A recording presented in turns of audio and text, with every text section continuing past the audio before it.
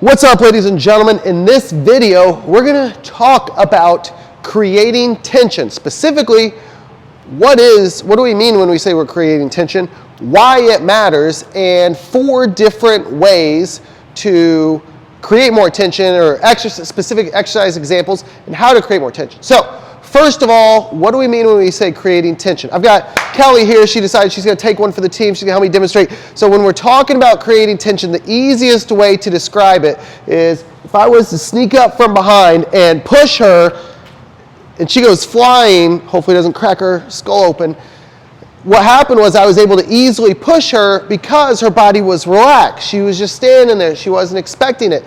Now, if we want to think about, so that's thinking about like not creating tension. Now if we want to take the same scenario and create tension, so if she knows that I'm getting ready to come and push her, she's going to like get her, feet underneath her hips, get nice and stable, kind of tense up and be prepared so that when I go to push her, crap, hurt my wrist. So she doesn't move at all. So that's the difference, thank you.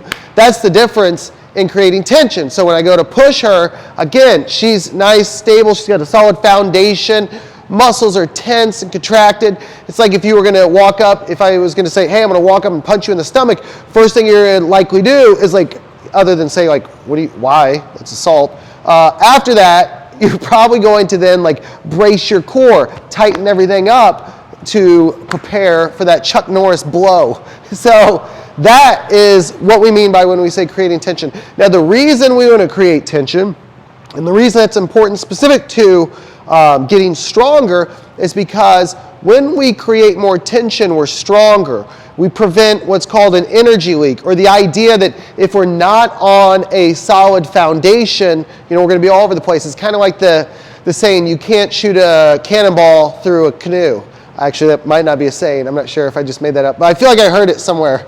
So the idea is you need a stable foundation. It's going to help you. It's going to help prevent any sort of energy links. It's going to make you more efficient. It's going to make you stronger. All kinds of fun stuff. So the moral of the story is we want to create tension before doing a lot of our exercises. Now, putting that into practical application, let's talk about how we create tension. So the most important way is by starting with our core here.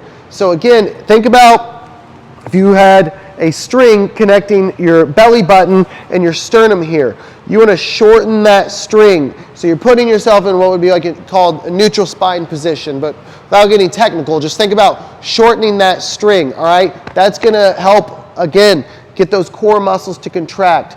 A good example of how we would do that would be on the cable row right here. I'm going to, again, shorten that string. I'm going to squat down to bend my knees. When I do that, my legs are now isometrically contracted. Again, crunch down, knees are bent, so now they're firing. My feet are dug into the ground, and then I'm going to grip on as hard as I can, and then just pull it right to me. Again, this is creating tension because I've got all these muscles firing. Another good example, similar example, would be using a goblet squat. So again, first thing, we're shortening that string right here.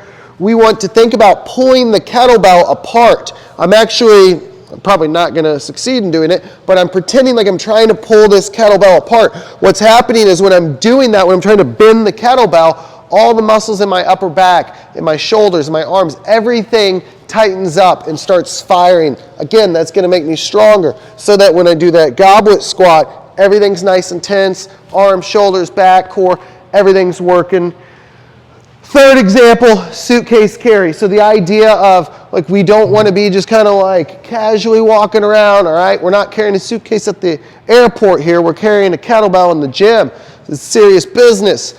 So grab onto that kettlebell, keep your arm by your side, stay up nice and tall. One trick that's worked for some folks to really learn this pattern and help memorize it, I'll actually give them a lacrosse ball to grab in their hand and squeeze that lacrosse ball. Again, it's keeping everything nice and tense.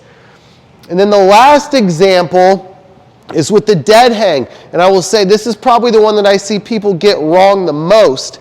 and it's because they're doing a pull-up or a dead hang or a flexed arm hang or whatever, and they're like kicking all over, their feet are squirming. It's like when you're doing this dead hang, you don't want to be doing this all and being all over the place, all right? You want to ideally cross your legs and squeeze your legs together. What's going to happen is all these muscles in your core and your legs, everything's going to tighten up. So again, instead of being here, all right, you want to cross your legs, squeeze the legs together.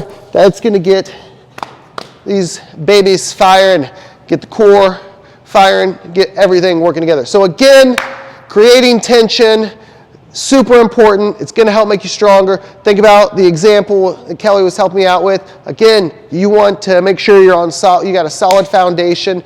Do that, and you will be amazed by your strength improvements.